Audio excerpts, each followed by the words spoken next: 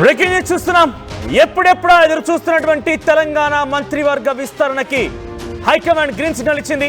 అయితే 6 మంత్రి పదవులు ఉంటే దాంట్లో 12 మంది పోటీ పడుతున్నారు. సో ఇప్పటికే 4 జిల్లాలకు సంబంధించి ఇంకా మంత్రివర్గంలో చోటు లభించలేదు. ఆదిలాబాద్, నిజామాబాద్, రంగారెడ్డి, హైదరాబాద్లో ఇప్పటివరకు అసలు ఒక్కరు కూడా మంత్రివర్గంలో లేరు. పైపెచ్చు మైనార్టీలకు కూడా అవకాశం దక్కలేదు. సో సామాజిక వర్గాల వారీగా సమతుల్యత పాటిస్తూ అందరికీ న్యాయం చేసే విధంగా మంత్రివర్గ విస్తరణ ఉంటుందనేది మొదటి నుంచి కాంగ్రెస్ పార్టీ ప్రభుత్వం చెప్తోంది. బీసీలకు పెద్దపీట వేస్తామంటూ 42% రిజర్వేషన్ చెప్పి బీసీలకి చట్టాన్ని కూడా రూపొందించింది. ఈ నేపథ్యంలో ఈ 6 మంత్రివర్గాల్లో కనీసం 3 కూడా బీసీలకు అవకాశం కల్పించాలని ఒక ఆలోచనతో అటు కాంగ్రెస్ పార్టీ ముందుకు వెళ్తోంది. మరి ఈ నేపథ్యంలో రేపు కేవలం 3 మంత్రివర్గాలకు సంబంధించినటువంటి విస్తరణ ఉండే అవకాశం ఉంది. ఈ రోజు సాయంత్రానికల్లా ఒక కీలక ప్రకటన రాబోతోంది. ఆ 3 మంత్రులు ఎవరనేది ఒక స్పష్టమైనటువంటి ప్రకటన వచ్చే అవకాశం కనబడుతుంది. ఇప్పటికే 12 మంది ముఖ్యమంత్రి రేవంత్ రెడ్డితో కలిపి 12 మంది ఉన్నారు మంత్రివర్గంలో. దాంట్లో రెడ్డి సామాజిక వర్గం నుంచి రేవంత్ రెడ్డి, ఉత్తమ్ కుమార్ రెడ్డి, పొంగులేటి శ్రీనివాస్ రెడ్డి, కోమటిరెడ్డి వెంకటరెడ్డి, అటు వెలమ సామాజిక వర్గం నుంచి జూపాలి కృష్ణారావు, కమ్మ సామాజిక వర్గం నుంచి తుమ్మల నాగేశ్వరరావు, ఎస్సీ నుంచి అటు దామోదర్ రాజనరసింహ, బట్టి విక్రమార్క, ఎస్టీలో నుంచి సీతకు అవకాశం ఉంది. బీసీలో నుంచి పొన్నం ప్రభాకర్, కొండా సురేఖ కేవలం 2 మాత్రమే ఉన్నారు. ఇక బ్రాహ్మణ సామాజిక వర్గం నుంచి శ్రీధర్ బాబు మంత్రివర్గంలో ఉన్నారు. సో ప్రస్తుతానికి ఈ 12 మందితో మంత్రివర్గ కూర్పు అయితే ఉంది. దీంట్లో సామాజిక సమతుల్యత అనే మాటలు, ఎందుకంటే బీసీలకి కేవలం 2 స్థానాలు ఉన్నాయి కాబట్టి. అయితే ఇప్పుడు ప్రకటించేటువంటి ఈ మంత్రివర్గంలోనైనా కనీసం బీసీలకి పెద్దపీట వేస్తారు. అటు ఎస్సీలకు కూడా పెద్ద ఎత్తున అవకాశాలు కల్పిస్తారు. వాళ్ళ సామాజిక వర్గాల వారీగా అటు మాదిగలకు సంబంధించి కూడా పెద్ద ఎత్తున గొడవ జరుగుతోంది కాబట్టి మాదిగలకి మరొకరికి అవకాశం కల్పిస్తారన్న ఒక ఆలోచనతో వారు కూడా పెద్ద ఎత్తున ఆశాభావం వ్యక్తం చేస్తున్నారు. సో 6 మంత్రివర్గాలు ఉంటే 12 మంది పోటీ పడుతున్నారు. అటు నిజామాబాద్ నుంచి ఒకరు తప్పకుండా మంత్రివర్గంలో చోటు లభించాల్సిందే, ఆదిలాబాద్ నుంచి చోటు లభించాల్సిందే, రంగారెడ్డి, హైదరాబాద్ లాంటి ప్రాంతాలతో కూడా చోటు లభించాల్సిందే. ఇవన్నీ పోగా మైనార్టీలకు ఒకరికి కూడా అవకాశం ఇవ్వాల్సిందే. ఇవన్నీ కూడా కలగలుపుకొని ఎవరెవరికి అవకాశం వస్తోంది, ఎవరికి ఇందులో ప్రాధాన్యత దక్కుతుందని మాత్రం చూడాల్సిన అవసరం అయితే ఉంది. చాలా ఉత్కంఠ రేపుతోంది. ప్రస్తుతానికైతే రేపు కేవలం 3 మాత్రమే మంత్రివర్గాలకు సంబంధించి పేర్లు ప్రకటించే అవకాశం అని తెలుస్తోంది. ఆ 3 మాత్రమే అవకాశం ఇస్తారట. మరో 3 హోల్లో పెట్టే అవకాశం ఉంది. సో నాకు తెలిసి బహుశా మనమంతా కూడా ఒకసారి ఇదంతా కూడా రౌండప్ వేసుకొని సామాజిక వర్గాల వారీగా ఎవరెవరికి ఇస్తారనేటువంటి ఒక డీప్ అనాలిసిస్ చేస్తే కనుక హైదరాబాద్, రంగారెడ్డి నుంచి ఎవరికి చోటు లభించకపోవచ్చు. నిజామాబాద్, ఆదిలాబాద్ నుంచి ఎవరికైనా ఒక అవకాశం ఇవ్వబోతున్నారు. సో నిజామాబాద్ నుంచే దాదాపుగా ఖరారైనట్టు తెలుస్తోంది. ఆదిలాబాద్లో ఇంకా ఒక స్పష్టమైనటువంటి ఒక అంచనాకైతే రాలేకపోతున్నారు. రంగారెడ్డి నుంచి కూడా చాలా మంది పోటీ పడుతున్నారు. ఒకసారి పోటీ పడుతున్న వారికి సంబంధించి పేర్లు కనుక చూస్తే అటు నిజామాబాద్ నుంచి సుదర్శన్ రెడ్డి, మదన్ మోహన్ రావు ఇద్దరు పోటీ పడుతున్నారు. ఆదిలాబాద్ నుంచి వివేక్ వెంకటస్వామి, ప్రేమ్ సాగర్ రావు ఇద్దరు పోటీ పడుతున్నారు. రంగారెడ్డి నుంచి మల్రెడ్డి రంగారెడ్డి పోటీ పడుతున్నారు. ఇక ఇలా చూసుకుంటూ పోతే రాజగోపాల్ రెడ్డి కూడా పోటీ పడుతున్నారు. బీర్లా ఇలయ్య పోటీ పడుతున్నారు. వాకిటి శ్రీహరి కూడా పోటీలో ఉన్నారు. సో 12 మంది పోటీలో ఉన్నారు. అద్దంకి దయాకర్, విజయశాంతి కూడా ఈ పోటీలో ఉన్నారు.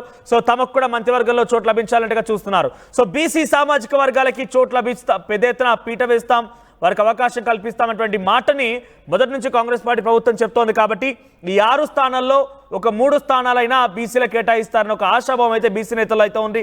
అంతర్గతంగా పార్టీలో కూడా బీసీ నేతలు ఆశాభావం వ్యక్తం చేస్తున్నారు. దాని అత్యధికంగా విజయశాంతి పేరు పెద్ద ఎత్తున తెర మీదకి వస్తోంది. బీసీలో నుంచి విజయశాంతి, అటు ఎస్సీలో నుంచి కనుక అవకాశం కల్పించాల్సి వస్తే అద్దంకి దయాకర్ పేరు దాదాపుగా ఖరైనట్టు తెలుస్తోంది. ఇక మరో స్థానంలో ఎవరెవరికి రేపు చోటు దక్కుతుందని మాత్రం చూడాల్సిన అవసరం అయితే ఉంది. దీనికి సంబంధించి మరిన్ని అప్డేట్స్తో మా ప్రతినిధి మధు సిద్ధంగా ఉన్నారు.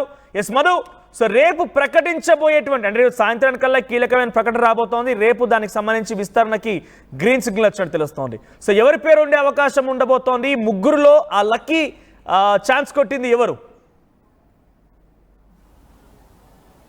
ఎగ్జాక్ట్లీ ఈ నెల 10వ తారీఖు లోపల కేబినెట్ విస్తరణ ఉంటుంది అనేటువంటిది గత కొంతకాలంగా చర్చ జరుగుతూనే ఉంది. మొత్తానికి రేపటికి ఇది క్లారిటీ వచ్చే అవకాశం ఉంది. ఈరోజు సాయంత్రం లోపల అధిష్టానం ఫైనల్ చేసినటువంటి అభ్యర్థులకు సమాచారం ఇచ్చే అవకాశం ఉంది లేట్ నైట్ వరకు.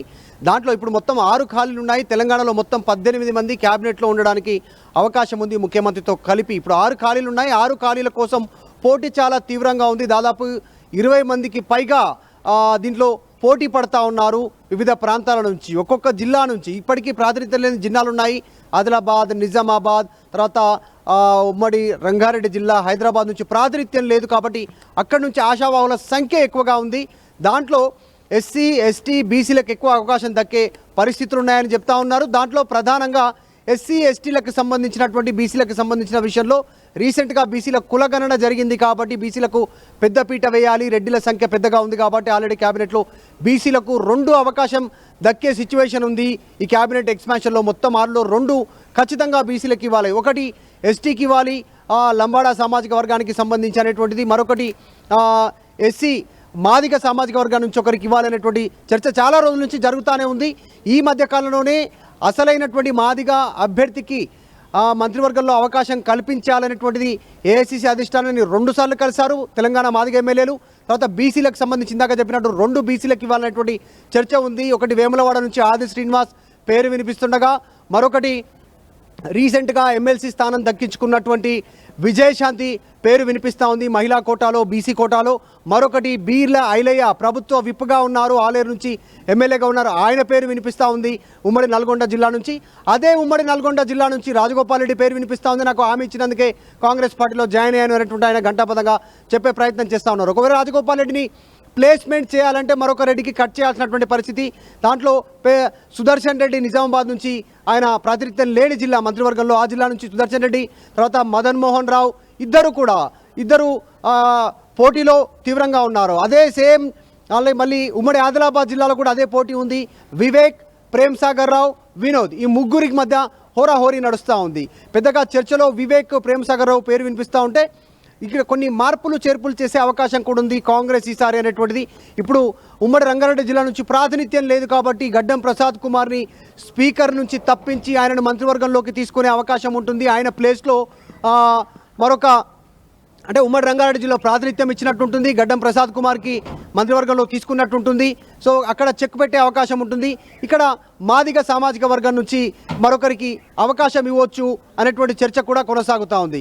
అడ్లూరి లక్ష్మణ్ కానీ, తర్వాత కవ్వంపల్లి సత్యనారాయణ కానీ, ఇలా కొద్దిమంది పేర్లు పరిశీలనలో తీసుకునే అవకాశం ఉందనేటువంటిది తీవ్ర చర్చ ఉంది. అలాగే అద్దంకి దయాకర్ పేరు కూడా చర్చలో ఉంది. ఎస్సీ మాల అయినప్పటికీ ఆయనకు కూడా అవకాశం ఇస్తే ఎలా ఉంటుంది అనేటువంటిది అధిష్టానం ఆలోచిస్తూ ఉంది. కాస్త వాయిస్ ఉండడము, గట్టిగా మాట్లాడేటువంటి పరిస్థితి ఉండడంతో ఆయన పేరు ఉమ్మడి నల్గొండ జిల్లా నుంచే 3 పేర్లు ప్రస్తావనలో, కోమటిరెడ్డి రాజగోపాల్ రెడ్డి, బీర్ల ఐలయ్య, అద్దంకి దయాకర్. ఇక హైదరాబాద్కు వస్తే, హైదరాబాద్లో ప్రస్తుతం ఏకైక ఎమ్మెల్యే ప్రాతినిధ్యం వహిస్తూ ఉన్నారు కాంగ్రెస్ పార్టీ నుంచి గణేష్, కంటోన్మెంట్ నుంచి రీసెంట్గా ఉప ఎన్నికల్లో గెలిచారు కాబట్టి. మరొకటి మైనారిటీలకు తెలంగాణ క్యాబినెట్లో అవకాశం ఇంతవరకు దక్కలేదు కాంగ్రెస్ అధికారంలోకి వచ్చిన తర్వాత ఈ క్యాబినెట్లో. సో అమీర్ అలీ ఖాన్ ఎమ్మెల్సీగా ఉన్నటువంటి ఆయనకు దాదాపు క్యాబినెట్లో బెర్త్ ఖరారైంది. అమీర్ అలీ ఖాన్ని మంత్రివర్గంలోకి తీసుకొని ఉన్నారు మైనారిటీ కోటాలో అనేటువంటిది పెద్ద ఎత్తున చర్చ కొనసాగుతుంది. ఎందుకంటే ఒక్క మైనారిటీ కూడా కాంగ్రెస్ పార్టీ నుంచి గెలిచిన దాఖలాలు లేవు. కేవలం ఎమ్మెల్సీగా నామినేట్ అయినటువంటి సియాసత్ ఎడిటర్ అమీర్ అలీ ఖాన్ని ఆయనను మంత్రివర్గంలోకి తీసుకునే అవకాశం దాదాపు ఖరారైంది. మైనారిటీ కోటాలో ఆయనకు పక్కా అనేటువంటి చర్చ. రీసెంట్గా ఏఐసీసీ అధిష్టానంతో భేటీ అయ్యారు. తర్వాత మరొకరు ఏఐసీసీ అధిష్టానంతో భేటీ అయిన వారిలో విజయశాంతి, మళ్ళీ ఆమె మీనాక్షి నటరాజన్తో భేటీ అయ్యారు. సో ఆమెకు మంత్రివర్గంలో అవకాశం దక్కనుంది. ఆమెను ఉమ్మడి మెదక్ జిల్లా నుంచి సెలెక్ట్ చేయనున్నట్టుగా కూడా చర్చ కొనసాగుతూ ఉంది. సో వీటన్నిటి నేపథ్యంలో పెద్ద ఎత్తున చర్చ కొనసాగుతుంది. ఎవరికి అవకాశం దక్కుతుంది, ఎవరికి అవకాశం దక్కదని. ఇంతేకాదు మరొక ఇద్దరిని మంత్రివర్గంలో నుంచి తప్పించే అవకాశం కూడా ఉంది అనేటువంటి చర్చ కొనసాగుతుంది. ఇప్పుడు మంత్రివర్గంలోకి 4 తీసుకుంటారా ఒకేసారి ఉన్న ఖాళీల్లో 6 లేదంటే 3 తీసుకుంటారా, లేదంటే ఇద్దరిని తప్పించి ఇంకా కొత్త వారికి 2 అవకాశం కల్పిస్తారా? ఇదంతా కాస్త సందిగ్ధత ఉంది. కాంగ్రెస్ పార్టీ ఫైనల్ లిస్టు విడుదల చేసేంత వరకు ఈ సందిగ్ధత కొనసాగే అవకాశం ఉంటుంది. ఇప్పటికే ఎక్స్పాన్షన్ లేట్ అయింది, ఆశావాహులు ఎక్కువయ్యారు, క్షేత్రస్థాయిలో నష్టం జరుగుతూ ఉంది. స్థానిక సంస్థలు ఎన్నికలు జరగబోతూ ఉన్నాయి జూలై ఎండింగ్ వరకు. అప్పట్లోగా మంత్రివర్గ విస్తరణ చేయాలి, పీసీసీ కార్యవర్గానికి సంబంధించిన పూర్తి స్థాయిలో ప్రకటన చేయాలి. ఆ రకంగా పోతేనే క్షేత్రస్థాయిలో కాంగ్రెస్ గెలిచే అవకాశం ఉంటుంది సర్పంచ్, జెడ్పీటీసీ, ఎంపీటీసీ ఎన్నికల్లో అనేటువంటిది ఒక అంచనాకు కాంగ్రెస్ పార్టీ వచ్చింది. అభిప్రాయం తీసుకున్నారు. ఇప్పటికే అన్ని పార్లమెంట్